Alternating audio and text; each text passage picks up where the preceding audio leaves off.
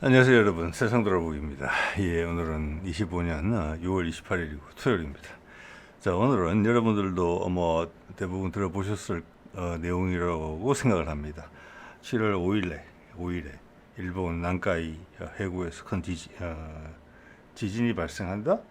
예, 그래서 뭐라고 할까, 쓰나미가 발생해서 일본에 큰 위기가 닥칠 수 있다. 이런 내용이 이제 제가 제목에 적은 것처럼 바람을 타고 있는데, 이 배경에 대해서 약간 지구과학적으로 또는 정치적으로 또는 우리 선배들의 동양학 관점에서 한번 살펴보도록 하겠습니다. 충분히 한번 살펴볼 만한 가치가 있는 일이다, 이렇게 생각을 합니다. 자, 한번 볼까요?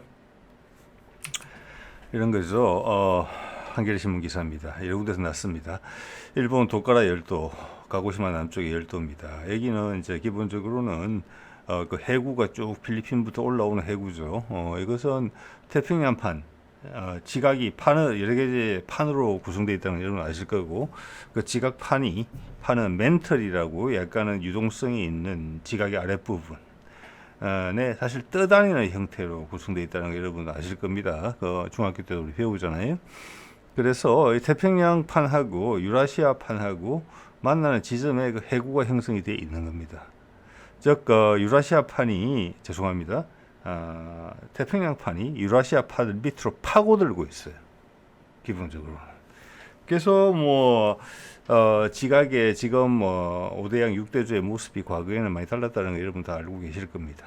그래서 여기는 태평양 둔대를 쭉 둘러서 미국의 서해안까지 포함해서 위에 알류산 열도 포함해서 다 그 화산 활동이 엄청나게 많은 지역입니다. 이 두 개의 대륙판들이 만나는 그 지점이기 때문에 당연히 그런 것이죠. 그래서 일본은 사실은 우리 조상들이 선택하는 가장 큰 이유는 명당이 아닙니다. 자연재해가 너무 많습니다. 예, 자, 그런 것도 한번 생각해 볼 수 있어요, 여러분. 왜냐하면 제가 최근에 봤거든요. 우리가 한반도라는 것을 아직도 일부 사람들은 왜 우리가 이렇게 궁핍하고 좁은 곳에 갇혀 살게 됐을까? 우리 조상들은 왜 이 길을 선택했을까? 그럴 수밖에 없는 슬픈 이유가 있겠다. 이런 이야기를 하시는 분들이 계신 것 같아서 제가 잠깐 드려봤습니다. 예. 일주일 새 지진이 500회나 발생했다. 이건 대단한 일이죠. 도카라 열도, 이 열도는 당연히 일본 큐슈와 난카이 하면은 일본말로 한자로 보면 남해입니다. 난이고 해가 카이입니다. 그래서 일본 해군을 카이군이라고 하는 거죠. 그 연장선상에서 500회나 발생했기 때문에 이 난카이 해구 전체가 흔들린다. 그리고 이거 흔들릴 시점이 됐다. 예. 자, 그래서 이제 이야기들이 나오는 거죠. 자, 도카라 열도는 여기고, 이거는 당연히 이제 좀 전에 말씀드린 것처럼 태평양 판하고 이렇게 유라시아 판이 만나는 곳입니다. 여기서 발생을 했다. 과거 일본의 이제 기상청의 대응을 보더라도 작년에 큐슈에서 남단에서 한 진도 7 정도의 강력한 지진이 나서 일본이 한 일주일간 비상상태에 빠진 적이 있었죠. 기시다 총리가 해외 순방도 취소하고 일본에서는 쌀 사재기 바람이 불었었습니다. 그랑 비슷하다고 보시면 돼요. 자, 이게 이제 이 근원이 뭐냐면은, 여기 보면은, 난카이 대지진이 날짜 바뀌었다. 사망자 30만 명. 사망자 30만 명이라는 이야기는 과거부터 나왔던 이야기고, 일본은 현재 이렇게 이제 자연재해 예상되는 부분이기 때문에, 저도 과거에 소개드린 적이 있습니다. 30만 명이라고 이야기했습니다. 사망자가. 그래서 지난번에 동북 대지진, 후쿠시마 건입니다. 그거보다 훨씬 큰 피해가 날 것이라고 봤어요. 그때도 몇만 명 죽었잖아요. 기억나실 겁니다. 3, 4만 명 사망했습니다. 그때. 그래서 이것은 일본의 한 만화가가 계속적으로 이제 99년에 출간한, 이름이 다스키 료네요. 1999년에 출간한 만화 내가 본 미래에서 이야기를 쭉 언급했는데, 2011년 동일본 대지진과 코로나19를 예언을 했었다. 그가 제가 꿈에서 본 이야기 하는 것 같습니다. 2025년 7월 5일 새벽 4시라고 이야기를 했습니다. 여기에 대해서 맞니 그러니 수랑슬래가 있는데, 기본적으로 이게 팩트입니다. 이 이야기가 나온 건에 대해서. 근데 이걸 왜 바람을 타느냐, 우리나라까지 영향을 주느냐, 사람들이 언론에 보도를 하면서, 그 핵심은 제가 보기엔 일본 사람들이 이제 예언에 대해서 엄청나게 진지하게 생각하고 있다는 것을 이야기한다고 봅니다. 예. 자, 이것은 이제 지구 과학적인 부분이 있고 일본의 지금 정치적 여건이 훌륭하지 못하다. 이런 부분까지 있어요. 왜냐하면 잃어버린 20년 말씀도 여러분 들으셨죠. 일본의 잃어버린 30년 말씀도 들으셨을 겁니다. 그걸 넘어가는데 회복될 여지가 안 보여요. 자민당이 흔들리고 있죠. 그래서 오늘 그 이야기 좀 드려보겠습니다. 정치적으로. 자, 거기다가 동북아에서 주도권이 한국으로 완전히 넘어갈 것 같죠. 한국의 통일 바람이 불면서 트럼프가 등장하는 것은 일본의 큰 뭐라고 할까 부정적인 요인입니다. 왜? 북미 간에 소통을 하겠다. 남북이 하나로 합쳐질 가능성이 크다. 그러면 일본 사람들이 의식하고 있는 우리한테 원한을 가지고 있는 한반도가 힘이 세진다. 미국이 한반도를 선택했다. 일본이 아닌. 이런 걸로 이어지고 온몸으로 느껴지는 것이 있는 것이죠. 그래서 급전직하할 수 있다. 아니 3, 40년간 상태가 안 좋았는데 그 상태가 유지된다는 게 이상하죠. 여러분 생각을 해보십시오. 버티다 한꺼번에 무너지는 거잖아요. 많은 사람들이 노력을 하다 보면은 될까 말까 그래도 계속 노력을 하다 보면 어느 순간에 한번 빵 터집니다. 진인사 대천명처럼. 망할 때는 그 반대예요. 자, 그런 것이 눈앞에 왔다라는 것을 일본 사람들이 부지불식간에 인지하고 있다. 여기에 대해서 우리 선배님들이 또 동명하게서 말씀을 주신 바가 있다. 예, 이런 말씀을 드리는 겁니다, 제가. 자, 작년 8월 8일. 자, 1년 다 돼가지고 미야자키에서 규모 7.1의 강진이 발생했죠. 난카이 대지진이 발생하게 되면 규모가 8, 9점 될 걸로 예상이 되고 그것이 이 전조 현상이다. 이것은 한반도에 영향을 미칩니다. 크게 발생을 하면은. 그래서 저기 백두산의 분화도 이거와 상관이 있는 것입니다. 태평양판이 유라시아판을 밀고 들어가게 되면 여기 엄청난 마찰이 발생을 합니다. 마찰이 발생을 해요. 그 중에서 멘틀이 녹아서 지상으로 올라오게 됩니다. 흔들리면서 이게 어떻게 보면 부드럽게 이렇게 되는 게 아니에요. 힘이 어느 정도 누적이 되다 보면은 그 마찰을 이겨내면서 한순간에 폭발을 팍 하는 거예요. 쑥 들어가는 거죠, 이렇게. 그게 주기적으로 발생하고 그게 지진이고 지진이 발생하면 해일이 발생하는 것이고 마그마들의 움직임이 커지는 것입니다. 우리 백두산의 분화도 이게랑 상관이 있어요. 왜냐하면 지구적 관점에서 봐서는 이 접촉면에서 멀지는 않거든요. 물론 일본만큼 위험하지는 않지만. 예. 그래서 또 이 해일이 크게 발생을 하면은 지난번에 도호쿠 지진 났을 때도 우리 동해에서 약간 쓰나미 비슷하게 해일이 발생했었습니다. 그런데 그것보다 규모가 훨씬 커진다면은 우리 동해안, 남해안 위험할 수 있어요. 당연히. 그리고 우리는 밀려 올라가는 축이에요. 일본은 접촉면이기 때문에 어찌될지 몰라요. 깔아앉을 가능성이 많다고 봅니다. 급격하게 발생을 하면. 그래서 두 개가 부딪히는 힘이 있다가 계속 누적이 돼도 미는데 안 밀리는 거예요. 근데 그 힘이 쌓여요. 그 힘은 어느 순간에 툭 하고 들어가는 거예요. 그게 주기적으로 한 100년마다 발생했는데 그 주기가 짧아지고 있다는 거예요. 그 이야기가 나오는 거잖아요. 자, 볼게요. 자, 그래서 작년에 기시다 일주일간 해외여행 취소 연기. 자, 난카이 대진 발생하는 지역, 일본은 여기에 대해서 연구를 엄청나게 합니다.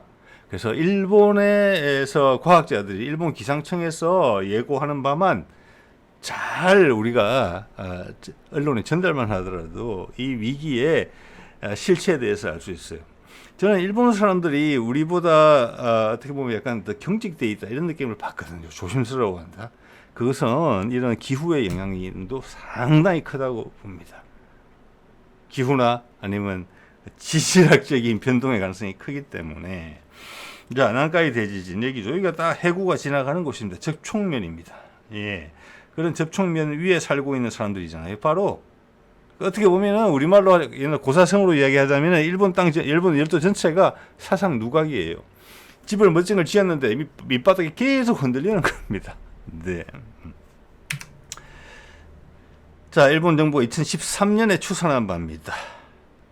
32만 3천 명이 발생한다. 진도 8에서 9의 지진이 여기서 발생하고 해일이 발생하면은 해일에 영향을 받는 지역이 표시되어 있죠. 여기 핵심은 동경도가 거의 포함될 수 있다는 것입니다. 일본의 중심 지역 오사카, 동경도가 동경이 거의 다 포함된다는 거예요. 네. 자, 그래서 도호쿠 동북 지진이 발생했을 때는 그건 어떻게 보면 일본에서는 좀 변두리였단 말이에요. 근데 이 지진이 발생하면은 규모가 훨씬 크기 때문에 단지 17배의 피해가 발생한다 뿐만이 아니라 일본의 핵심 지역 오사카 동경 지역이 작동 불능이 될 가능성이 크고 후지산 폭발이 같이 연계될 가능성도 있어요. 여기에 우리 백두산 폭발 이제 분화할 수 있다는 거랑 같은 맥락이에요. 훨씬 가능성이 높죠. 후지산은 그것도 규칙적으로 분화해 왔고 여태까지. 예, 우리는 백두산 분화에서 그렇게 규칙을 따지지는 않거든요. 그게 일본 사람과 우리의 자연재해에 대한 심성의 차이예요. 자, 그럼 일본의 핵심 지역인 동경과 오사카 지역이 대규모 피해를 보게 된다면 일본이 중심을 놓칠 수가 있다. 이런 생각을 충분히 해볼 수 있다는 겁니다. 지진 발생하는 지역도 훨씬 안 좋은데 동북 대지진과 비교해서 보통 왜 떨어진 데다가 원자력 발전소 많이 짓잖아요. 동북 대지진, 후쿠시마 그렇다는 겁니다. 근데 지금은 일본의 핵심 지역인, 즉 우리말로 하면은 수도권에 터지는 거예요. 이거는 일본의 존폐를 걱정해야 되는 사안인 것입니다. 자, 좀 전에 말씀을 드렸죠. 이게 이제 필리핀 플레이트라고 되어 있는데 이것은 이제 태평양 플레이트이 대륙판 밑으로 파고드는 것입니다. 파고드는 것이고 이게 이제 슬로우 슬립이라고 이렇게 이제 지구화학 쪽에서는 이야기를 하나 보는데 이게 뭐냐면은 아까 드린 말씀 그 내용입니다. 미는데 안 밀리는 거예요. 근데 힘은 계속 밀어요. 움직이니까 밑에가 움직이니까 멘틀이 움직이니까 버티다 임계점을 넘으면 덜컥 한다는 겁니다. 그래서 이게 규칙적으로 발생한다는 겁니다. 규칙적으로. 예, 지각이 버티는 마찰력은 정해져 있거든요. 멘틀이 움직이는 것도 지구과학적으로 일정한 힘으로 계속 움직인단 말이에요. 이건 대충의 추산이 가능하다는 거예요. 그래서 덜컥 할 때 되면 그게 지진이고 밑에 땅이 크게 움직였기 때문에 위에 바다가 출렁인다. 인간 입장에서 보면 그게 해일이 되는 겁니다. 네. 그리고 여기 이제 마그마가 올라오는 것들이 멘틀이 녹아서 지상으로 분출하는 그런 공간들이 생기는데 이런 마찰 때문에 생기는 거예요. 기본적으로는 그게 지각이 흔들리면 약한 부분을 뚫고 올라온다. 기존의 화산으로 생긴 거는 다 그 지반이 약하기 때문에 길이 나 있는 상태예요. 그리고 마그마가 다시 뚫고 올 가능성이 높다. 그래서 분화한 곳에서 또 분화하는 거예요. 자, 그러면서 이제 이런 이야기까지 나왔죠. 전설의 심해요 도톰. 이게 뭐 길이가 한 2m 정도 되는 큰 고기더라고요. 이게 일본 지진 연관성은 이야기도 나왔고 KNN에서 보도한 건데 이게 부산 쪽 뉴스로 제가 알고 있습니다. 틀릴 수 있습니다. 자, 그래서 여기 아까 말씀드린 내용을 다르게 정리했죠. 도카라 열도 해역에서 지진이 한 306차례 발생했다. 이거는 분명히 경계해야 되는 부분입니다. 큰 지진은 발생하지 않았지만 진도 2, 3 정도가 계속 발생해요. 우리나라에서 이 정도 진도로 2에서 3짜리가 발생을 하면 뉴스에 납니다. 일본은 안 나요. 워낙 지진이 자주 발생하기 때문에. 이것이 300여 차례 발생을 했다. 대충 보이시죠? 2050 금년 6월달에 이렇게 많이 발생을 한 거예요. 그래서 아까 그 만화가가 예언한 거랑 겹쳐지는 거예요. 이게. 그리고 일본 기상청이 예상한 난카이 지진이 발생할 수 있는 가능성. 한 10년 전에 이미 이야기했습니다. 향후 30년 안에 7, 80%의 가능성으로 난카이 대지진이 발생한다. 과거의 전례를 봤을 때. 네. 근데 제가 여기서 눈이 가는 게 이것을 우리나라에서 보도를 하는데 일단은 걱정을 할까 말까 이런 분 같으면 어떻게 보도할 것 같습니까? 일단 객관적으로 보도하는 게 제일 중요해요. 근데 그 정치적으로 뭘 입힌다고 생각합시다. 보통은 또 그게 또 일반적이기도 하죠. 일본의 지진이 나는 것을 안 난다고 해야 될까? 난다고 해야 될까? 아마 안 난다고 하고 싶은 생각이 많을 거예요. 지정학적 불안정성이 생겨서 국제관계가 크게 흔들리니까 우리까지 동요할 수 있으니까 지진의 규모가 어떻게 될지 모르니까 그죠? 당장 일본 관광에 영향을 미칠 수가 있고 일본에 있는 제일 한국인들이 한국으로 넘어오려고 할 수도 있어요. 그들이 가진 재산을 다 가지고 야구야만 있는 거 아닙니다, 여러분. 감추고 살고 있는 일본의 상층부에 한국에 엄청나게 많아요. 네. 자, 지난번에 문재인 때 코로나가 발생을 했을 때 일본에서 배 한 척이 일본을 입국을 못하고 떠 있었던 적이 있었습니다. 그때 우리가 그 사람들, 그중에 한국 사람들 제법 있었거든요. 제일동포도 원하면 데리고 왔어요. 그리고 제일동포의 배우자들이 일본 국적을 가진 제일동포의 배우자들도 원하면 같이 데리고 왔어요. 이거 시사하는 바가 저는 그 당시에 엄청나게 크다고 생각했습니다. 왜? 일본은 천재지변이 언제든지 발생할 수 있는 나라잖아요. 그렇게 되면은 한국으로 오고 싶어서 지난 수십 년간 또는 수백 년간 한국계의 임을 감추고 살았던 세력들이 한국계의 임을 나타내면서 오히려 내가 한국 가서 기여할 수 있다는 것을 강조하면서 한국행 러시가 발생할 수도 있어요. 정말이에요. 여러분 생각해 보십시오. 누구도 그런 이야기 안 하죠? 가능합니다. 이렇게 예고를 때리잖아요. 최근에 이스라엘 시민들이 그들의 본토, 우리로 치면 부산과 서울이 공격받는 것을 인생에서 처음 경험하고 다국적인 그들이 배를 타고서라도 유럽으로 도망가는 거 제가 말씀드린 적이 있죠. 사실입니다. 일본도 그렇게 될 수가 있어요. 자, 그래서 우리 언론에서 보도한 태도 볼게요. 저는 이걸 보고 오히려 이게 가능성이 높겠다는 생각을 거꾸로 했습니다. 제가 왜 그런 생각을 하는지 말씀드려볼게요. 국내에서 보도를 하는데 부경대 환경지질학과 교수라는 양반이 말씀을 합니다. 다음 달 7월 달이라고 했으니까 상당히 어렵다고 보고 만약 일어난다면 난카이 지진은 100에서 150년 요거 중요합니다. 100에서 150년 정도 주기로 진도 8에서 9 진도를 맞아요. 8에서 9 정도 규모 지진이 발생했고 일본에서는 그게 향후 30년 내에 발생한다. 그게 10년, 20년 전에 한 이야기예요. 근데 지금 들어있어요. 우리가 그 시기에. 근데 그걸 부정하는 거예요. 얼마나 큰 차이가 있는지 좀 이따 말씀드릴게요. 이거는 거짓말입니다. 그가 왜 거짓말을 할까? 이거 한번 생각해 보세요. 지금은 지난번에 큰 지진이 발생한 이래로 이 지역에서 말씀입니다. 도호쿠 동북 대지진 이야기 하는 거 아니에요? 난카이 대지진이에요. 이건 규칙적으로 발생하는 거니까 기본적으로 그거는 사이드에서 발생한 거예요. 동북은. 지금은 7, 80년밖에 안 됐거든요. 재발 주기가 아직 안 왔다고 볼 수 있죠. 이건 거짓말입니다. 네, 제가 바로 말씀드릴게요. 자, 이거 일본 쪽에서 이거 우리 쪽에서 보도한 거고 일본 걸 그대로 따서 보도한 겁니다. 자, 난카이 대지진 좁혀지는 발생 주기. 자, 서기 1360년부터 기록을 했어요. 자, 그리고 그때 발생한 걸 쭉쭉쭉 기록했는데 서기 1361년에 기록된 거, 그 이전에는 분명히 있었겠죠, 당연히. 그 다음 1498년, 그래서 137년 걸렸어요. 그 다음 1605년, 107년 걸렸어요. 그 다음 1707년, 102년 걸렸어요. 조금 줄어들죠? 그 다음 1854년 조금 길어졌어요. 맞죠?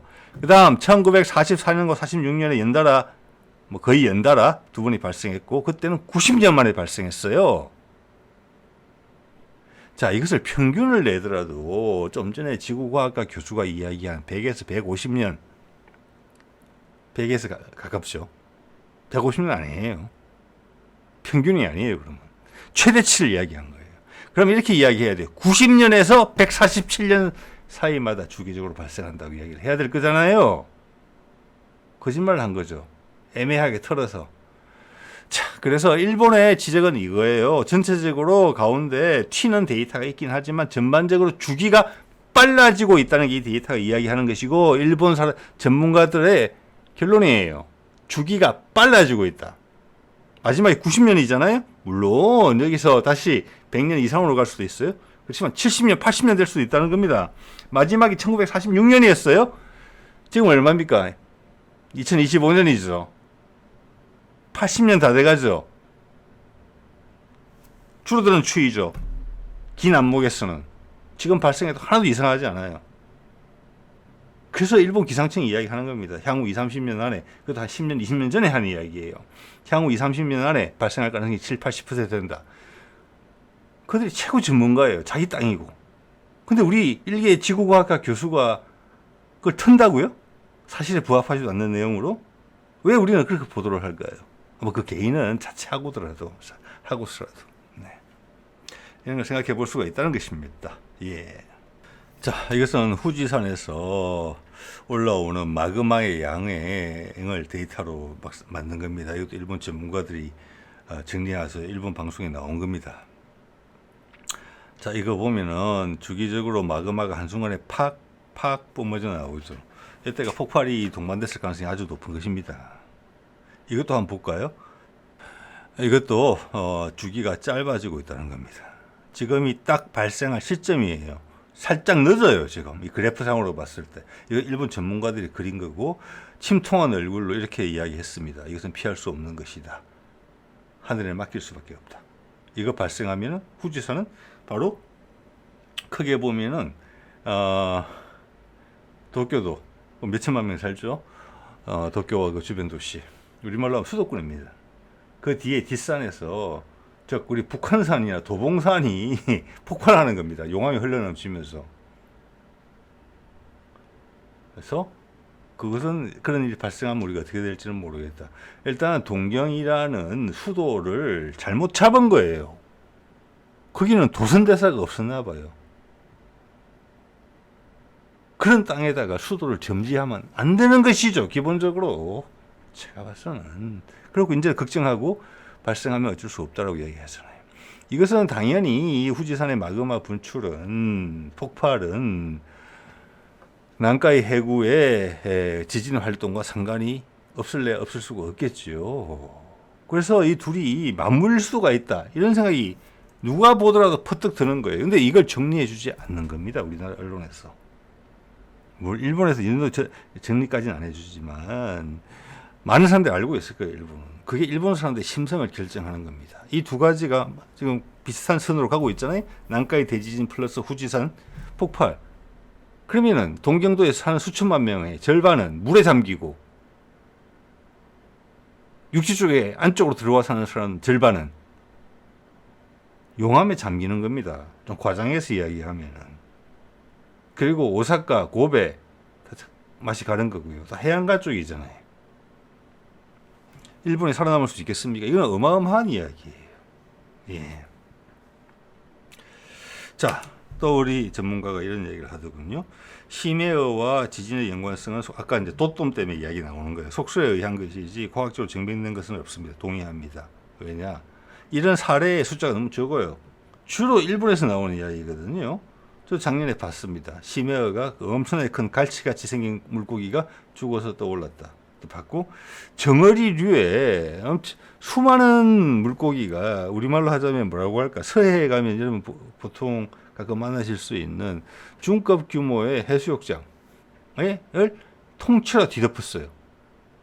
죽은 물고기가 정어리류에 바닥까지 포함해서 발 디딜 틈 없이 싹 다 덮어서 코팅을 한 것처럼 그런 것도 봤거든요. 그건 심해어는 아닙니다만은.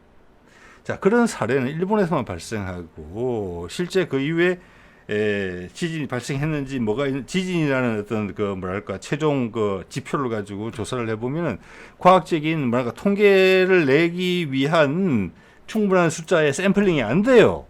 표본 숫자가. 그래서 이 양반 말이 틀린 건 아니에요. 이게 서양과의 과학의 전 한계라고 봅니다. 예. 심해어가 왜 무트로 올라올까? 얕은 곳으로. 저는 이렇게 해석합니다. 여러분, 우리 산에 가시면은 온천 다 있잖아요. 화산 지역에 가면은 우리 설악산도 있고, 예전에 이제 백두산 다녀오신 분들을 보면은 백두산 그 천지 가기 전에 그 밑에 보면은 막 땅에서 온천수가 막 올라와가지고 개울처럼 흘러요. 막 온도도 높은 것 같아요. 그래서 달걀 삶아 먹는 거 많이 보셨을 거예요. 그런 광경이 많아요. 뭐 달걀 삶는지는 모르겠지만 저기 뭐 아일랜드 같은 데 가니까 지하에다가 그래갖고 빵을 굽더라고요. 빵을 지열이 워낙 많이 나오니까 5번으로 쓰더라고요. 우리는 한국 계란을 구워 먹었는데, 삶아 먹었는데, 죄송합니다. 자, 지상에도 그런데 여러분, 난카이 해구 그 수천 미터 지하에서 물속에서 거기서 온천수가 안 나오겠습니까? 삐걱삐걱 하는데 뜨거운 물이 나오겠죠. 당연히 거기에 들어있는 수많은 어떤 광물질하고 같이 올라오겠죠. 그런 것은 이미 지구과학에서 널리 알려진 사실이에요. 그래서 아주 사실은 물이 이제 청이 젖어 있기 때문에 거기는 저온이고 컴컴한 곳이에요. 생명이 살기가 어려운 곳이에요. 물이 대류를 하지 않거든요. 습기지가. 그런데 여기서 따뜻한 물이 계속 올라오니까 광물질도 올라오고, 그러니까 거기가 새로운 생태계가 형성이 된다. 이런 것은 옛날부터 알려졌던 사실이에요. 근데 그게 갑자기 대량으로 뜨거운 물이 올라온다고 생각해 보십시오. 원래는 뜨거운 물이 안 나오던 지역에, 아주 소수의 해저 동물들만 살던 곳에 갑자기 뜨거운 물이 확 올라와서 수온이 확 올라갔다 생각해 보세요. 또는 더 많이 분출이 돼가지고 그 위에 상층부까지 수온에 큰 영향을 주게 됐다. 우리나라에서 그런 이야기 많이 들어보시잖아요. 수온이 변화가 생겨가지고 안 잡히던 고기가 잡히기 시작하고, 잡히던 고기가 안 잡힌다. 그런 것이 급격하게 발생했다고 생각해 보십시오. 떼죽음을 당하는 것입니다. 그리고 심해어들이 죽어서 떠오르는 것입니다. 거기가 살 수 있는 여건이 안 되기 때문에 그것은 지각 활동의 활성화와 저는 상관이 없다고 말할 수도 없다고 봅니다. 이 질문을 거꾸로 해보면 이 답은 똑같을 거예요. 속설에 의한 것이지 증명된 것은 없다. 질문을 어떻게 하냐에 따라 다른 거예요. 여러분 관련이 있을 것 같은데요? 없나요? 잘 모르겠습니다. 이렇게 대답하겠죠. 이게 장난치는 거예요. 이건 비과학적인 것이에요. 자, 모든 것이 비과학적인 것이냐, 저거에 파고들면 제가 찾아보진 않았습니다만 논문을 찾아보면 아마 제법 있을 것 같아요. 수온 변화, 지각 활동이 활발해지면서 뜨거운 물이 많이 나온다. 즉 마그마 같은 게 물속에서 샌다. 물속 화산도 있다는 거 여러분 아시죠? 물속에서 화산 폭발합니다. 예. 자, 이건 과학적인 부분에서 많은 걸 접근할 수 있는데 가리는 것 같다는 생각이 드는데 이거 여러분 많은 분들이 보셨을 겁니다. 고래들이 해변으로 밀려와서 자살하는 것처럼 한다. 죽지 않았는데 밀어내도 다시 또 돌아온다. 이런 거 여러분 보셨을 거예요. 이거 왜 이런지 아세요 혹시? 저도 정답은 아닙니다만 의심 가는 부분이 있습니다. 이것은 잠수함에서 쏘는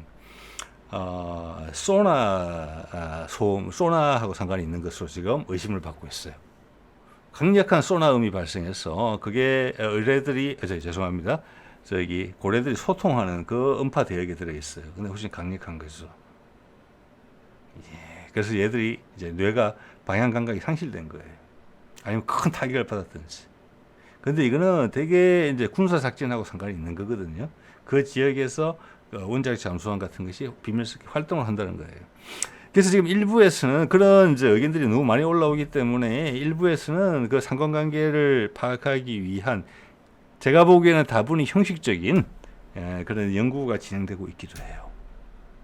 분명히 수생동물들한테 많은 피해가 갑니다. 특히 이런 수생 포유류들한테 음파로서 모든 걸 찾는 그 음파와 그 음파가 딱 맞는데 귀청을 때릴 정도로 센 게 온다 이거예요.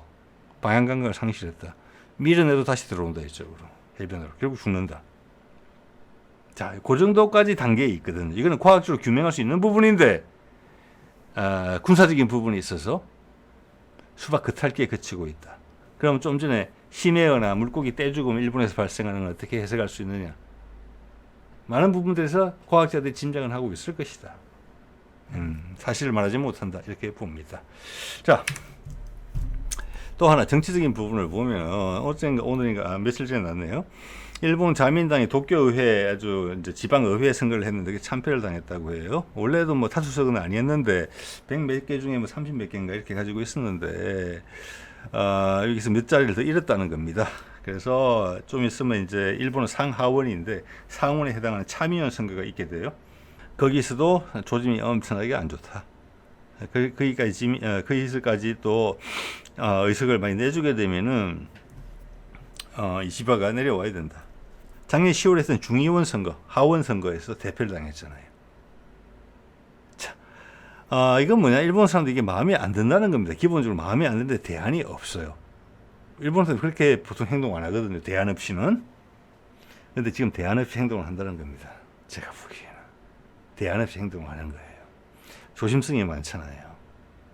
자, 그런 자연재해들이 많기 때문에 천재지변이 우리가 똘똘 뭉쳐서 해야지 우리 생존성이 극대화된다. 그런 것들이 몸에 완전히 익어 있는 사람들이거든요. 근데 그런 사람들이 반기를 든다?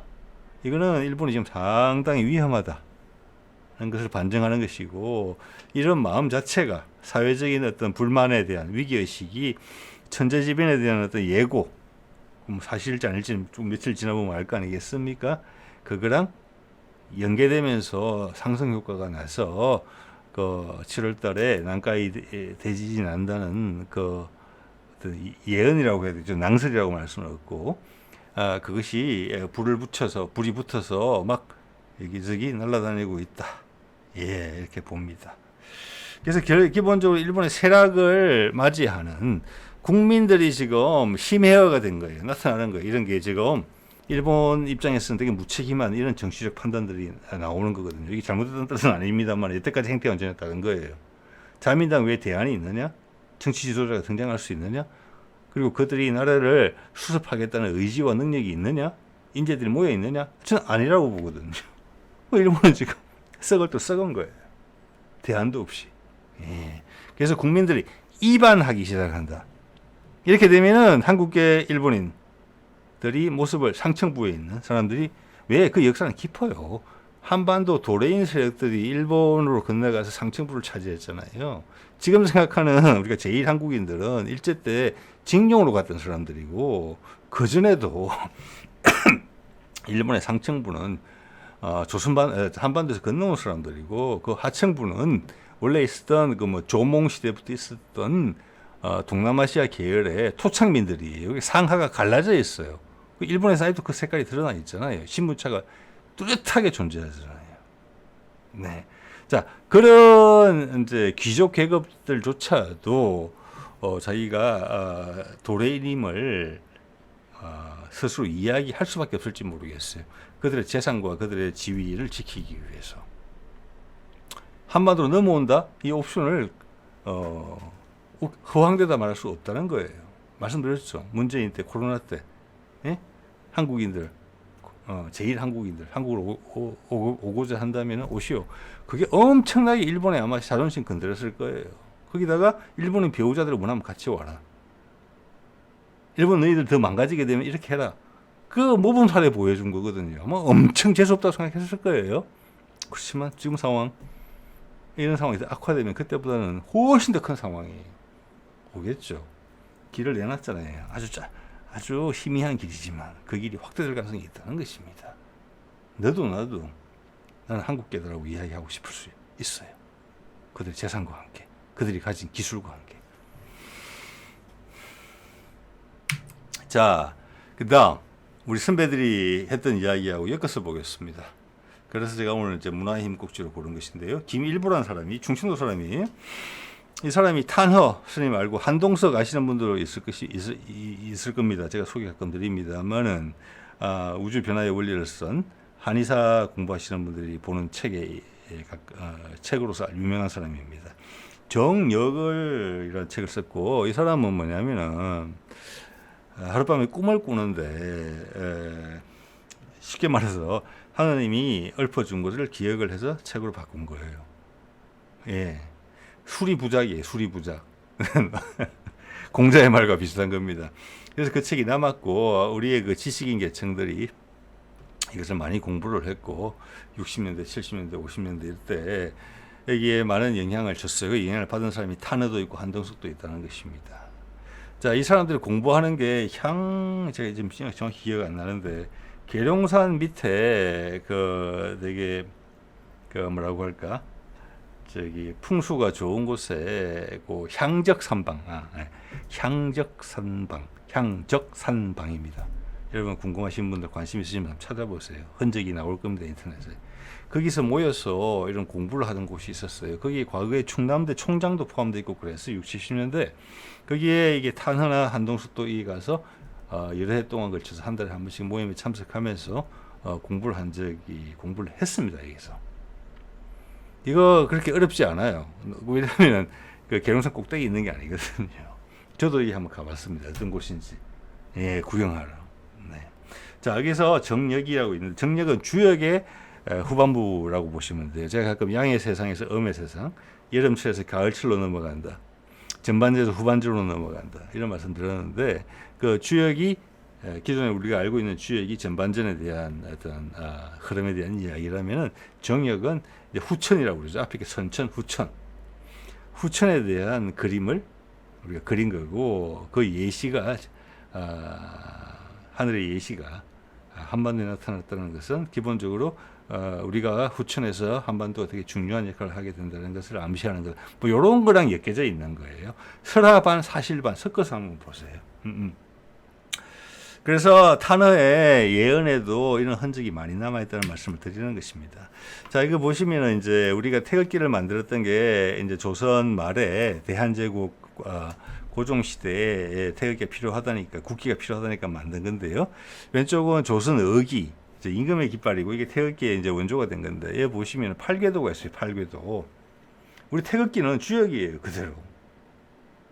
그러면은 우리 그런 게 허무맹랑한 미신이다라고 생각하시는 분들은 우리 태극기를 부정하셔야 돼. 자, 이 팔귀에는 기본적으로는 긴 작대기는 수컷이고 가운데가 끊어진 막대기는 암컷입니다. 음양이에요. 음양이고 기본적으로는 음양으로 시작된 거예요, 여러분. 자, 이번 기회에 그런 상식을 처음이신 분들은 상식을 갖추셔도 좋으실 것 같아요. 그 다음 음양을 섞어요. 그럼 네 개가 나오거든요. 양양, 양음, 음양이 네 개가 나와요. 그게 여러분이 한약방에 가면은 가끔 듣는 이야기예요. 태양인, 태음인, 소양인, 소음인. 이재마의 사상의학의 틀입니다. 음양으로 구분을 하고 음양을 조합시켜서 네 가지로 구분을 해요. 그래서 우리 체질을 네 가지로 가르잖아요. 여러분 체질 다 아실 수 있습니다. 조금 관심 있으신 분들은 딱 사람을 보면은 당신은 태양인이고 태음인이겠네, 소양인이겠네, 소음인이겠네. 태양인 자체는 이재마가 태양인이라고 하는데 태양인은 아주 숫자가 적다고 했죠. 그리고 태양인에 대한 정보를 보면 이재마에 글에 써 있는 걸 보면은 상당히 그 고통스러운 삶을 살게 되는 그런 체질이에요. 자, 그래서 그것을 세 개씩 묶었다. 세 개씩 묶은 그게 8괴가 돼요. 그러면은 8괴, 여기 있죠, 8괴. 요걸 조합을 시키면 64개가 되면서 주역이 됩니다. 그래서 우리의 음양이론은 주역하고 연결이 되어 있는 거예요. 엄청나게 세분화된 거예요. 음양은 원래 달과 태양이에요. 지금도 서양 문화에서 달은 태양과 견줄 수 있는 그 입장이 아니에요. 태양은 모든 걸 만들지만 달은 아닌 것 같거든요. 근데 우리 조상들은 생각이 달랐어요. 약해 보이지만 그 은은한 빛도 절반의 역할을 한다. 그래서 양 1대1이잖아요. 심지어 양음이라고 그러지 않고 음양이라고 그래요. 앞에 오는 게 우선 아니겠습니까, 여러분? 자, 하여튼 전역 8괴, 뭐 8괴진 이런 말로 들어보셨을 거예요. 뭐 소림, 예, 진법에. 그것은 8괴가 모든 것을 망라한다는 뜻이고 이게 빠져나갈 수가 없다는 뜻이기도 합니다. 자, 그래서 이게 보면은 이게 이제 여러 가지가 복잡한데 저도 정확하게 모릅니다. 북쪽, 남쪽 방향성하고 8괴의 위치가 상관이 있어요. 상징성이 있거든요. 그런데 정력 8궤도에 오면은 이 선천의 8궤도가 바뀌어요. 그래서 여기 보시면 저기 12시 방향에 있는 게 건괴거든요. 양만 3개예요. 이러면 이게 하늘이에요. 그 반대쪽에 있는 건 땅이에요. 음이 3개잖아요. 이게 원래 맞는 거예요. 하늘, 땅. 근데 지금 조선의기 고종의 영향력으로 그랬다는 선천 8궤도는 이 8궤도 다 이랬거든요.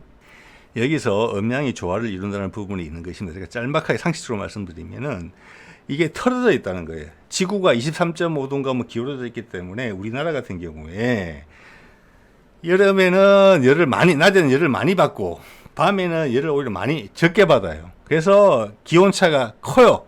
근데 결과적으로는 뭐냐? 우리가 지축이 똑바로 섰을 때에 비교하면은 우리 땅에 떨어지는 햇빛의 양이 기본적으로 많다는 거예요. 예, 이해되시죠? 그래서 양의 기운이 더 강할 수밖에 없었다. 여러분 아시는지 모르시는지 모르겠지만 지축은 계속 흔들리면서 바뀝니다. 몇만 년의 주기로. 그건 예측 가능성이 떨어지지만 그 주기로 바뀌어요. 자, 그래서 정력에서 이야기하는 후천으로 오게 되면은 그게 똑바로 선다는 거예요. 하늘의 위치로 가고 땅은 땅의 위치로 간다는 겁니다. 쉽게 이야기해서 동서남북이 정확하게 된다는 거예요. 자, 그러면 우리가 지축이 딱 선다고 생각해 봅시다. 그러면 한국의 여름은 지금보다 시원할 거예요. 겨울은 따뜻하게 될 거예요. 자, 그래서 탄어가 우리가 지축이 바로 선다는 이야기가 이 정력의 이야기를 그대로 전달한 것이고 본인이 엄청나게 신뢰하고 있었다는 것입니다.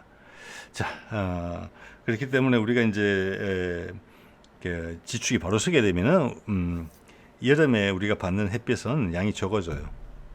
그리고 겨울에 추움은 오히려 좀 나아져요. 그래서 전체적으로는 기온이 지금보다는 조금 평이해진다. 그래서 이때까지 지금은 이제 주로 온대 지방을 이야기하는 거예요. 중위도 지역을 거기가 지구의 평균적인 균형에 비해서 지구의 역사를 감안하면 지구의 나이를 감안할 때 최근에 몇만 년은 양의 기운, 해의 기운이 너무 많이 들어왔다. 그래서 그게 영향을 받았다. 그게 인문학적으로 이야기하는, 우리 동양학에서 이야기하는 선후천의 지리적인 기반이 됐다. 여건이. 열을 많이 받았기 때문에 양기가 많이 들어왔기 때문에 양이 성했다는 이야기입니다. 기본적으로. 자, 그것은 굳이 정력이 아니더라도 주역을 공부하는 사람들이 선후천 교체, 양에서 음으로 간다. 그리고 지금도 우리가 수십 년간에 걸쳐서 여성의 지위가 급격히 향상되는 걸 보잖아요. 지난 조선시대 500년간 하나도 변치 않았던, 영원히 변치 않았을 것 같던 남자 여자의 관계가 바뀐다. 전 세계적으로 그렇다. 우리는 독보적으로 빠르다. 더 변화의 속도가. 이런 걸 짐작할 수 있지만 정력은 거기서 한 걸음 더 나아가는 거예요. 지구 과학이 바뀐다. 양과 음의 밸런스를 맞추는 방향으로 이렇게 출발하는 거예요. 네. 그리고 이제 이게 2007지라는 표현이 나오는데 2하고 7은 주역에서 숫자로 따지자면은 이게 이제 복희씨 그때까지 다 올라가는 건데 이것은 불화자를 의미하거든요. 열이에요, 열. 자, 이것은 뭐냐면은 지구가 재정립을 하는 과정에서 지구 내부에 변화가 있다. 이런 것을 의미하는 것이고 그 과정에서 화산 활동 같은 게 많이 발생할 수 있다. 이 이야기를 하는 거예요. 자, 지구 내부가 더워진다. 지구 내부가 더워질 수 있고 차가워질 수 있겠죠. 여러분 태양도 보시면 흑점이 태양이 시간 계속 바뀌어요. 실시간으로. 그래서 저는 기본적으로 탄소를 많이 배출해서 북극의 얼음이 녹는다. 이렇게 생각하는 걸 믿고 있지 않습니다. 왜냐? 지구 자체의 움직임, 내부의 활동에 따라서 리듬이 있을 거잖아요. 지구 내부도 멘틀 내부의 핵에 그 리듬에 의해서 수많은 온도차가 발생할 수 있고 과거 간빙기, 빙하기, 간빙기 그 사이클이 있잖아요. 식었다. 그때도 뭐 이산화탄소가 많이 발생해서 그래 됐을까요? 저는 아니라고 봅니다. 내부의 리듬이 있어요. 그런 면에서 오히려 이 정력을 더 믿어야 될 것 같아요. 내부가 따뜻해지면은 녹지요. 맞죠? 탄소가 우리가 이산화탄소를 많이 발생시켜서 햇볕을 지구 전체적으로 지구가 더워져서 얼음이 녹는다 이렇게 해석할 수도 있지만 저는 정말 과학적 근거가 미약하다고 봅니다. 거기에 대해서는 자, 그 정도로 말씀을 드리고요. 예. 자, 그래서 이 세차 운동이라고 하는데 자전축이 현재 23.5도인데 이것도 세차 운동의 운동 주기가 25,000년, 26,000년마다 바뀌었다. 이게 왔다리 갔다리 한다. 도는 방향이 달라진다. 그러면 갑자기 이쪽으로 기울었다가 저쪽으로 확 기울어지느냐? 서서히 움직이겠죠. 근데 이것도 아까 난카이 해구에 지진 나는 것처럼 모든 세상이 아주 부드럽게 움직이는 건 없거든요. 즉 지구는 맞추고 싶은데 그런 동의는 계속 쌓여지만은 어떤 이때까지 관성이 있어가지고 그게 저항하다가 어느 순간에 덜컥 이렇게 움직일 것 가능성이 높다. 그리고 그 과정에서 오른쪽으로 기울어진 지구가 뭐 중간으로 설 수도 있다. 왼쪽으로 가기 전에 이렇게 볼 수 있는 거잖아요. 정력이 하는 이야기는 그 이야기고 이것은 어떤 지구과학계에서도 현대 상황을 이걸로 설명하지 않습니다. 이 지축이 바로 서면은 탄의 이야기는 그대로 맞아요. 만약 짧은 기간에 이게 팍 발생한다면은 지구가 그걸 소화를 해내야 될 거예요. 순간적으로.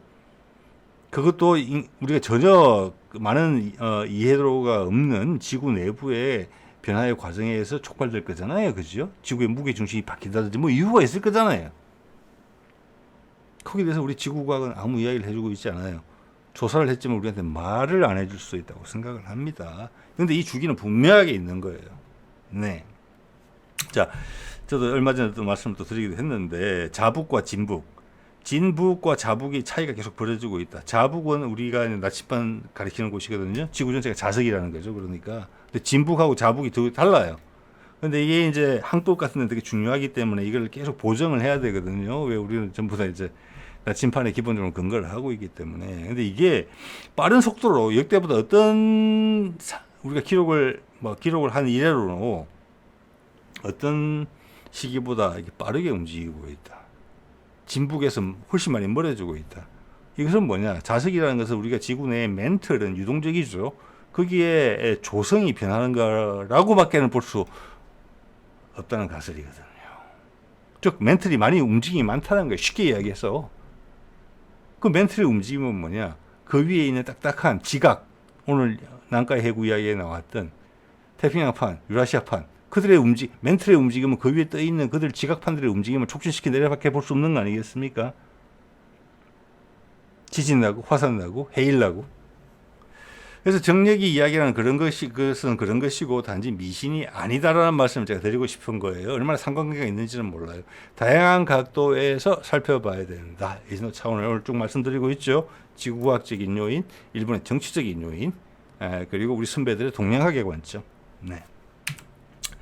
여기 보이죠? 미국 대해양 대기청 이런 기사가 가끔 나오긴 해요. 현재 자북극은 처음 관찰을 시작한 1831년에 했는데 캐나다 북쪽에서 러시아 시베리아 방향으로 천천히 이동하고 있다. 이것은 멘틀의 조성이 바뀌기 때문에 그렇다. 올해까지 188년 동안 자북이 2250km 움직였다. 1년에 평균 12km씩 움직이고 있다. 무게 중심도 바뀌지 않겠습니까? 지구 내부에. 이게 지축의 변화랑 연결될 수 있지 않겠습니까? 단지 상상력만의 문제일까요? 아니면 누군가 이걸 고민하고 있을까요? 상관관계에 대해서. 저는 하고 있을 가능성이 높다고 봅니다. 결론을 우리한테 공개하지 않아서 그렇지. 그런데 밑에 줄 건 거 보이시죠? 최근 자북극의 이동 속도가 이례적으로 빨라졌다. 우리 인간 세상에서 여성의 주의가 엄청나게 빨라졌다. 짧은 기간에. 그것과 일치하지 않습니까? 억지 춘향입니까? 생각해 보시기 바랍니다. 그 이유를 밝히지 못해 과학자들은 적당히 당황하고 있다. 후지산의 분화가 빨라지고 있다. 난카이 해구의 지진 발생하는 시기가 간격이 좁혀지고 있다. TV에 등장한 모 전문가의 발언과는 정반대로. 자, 오늘 이 정도 말씀드리도록 하겠습니다. 네.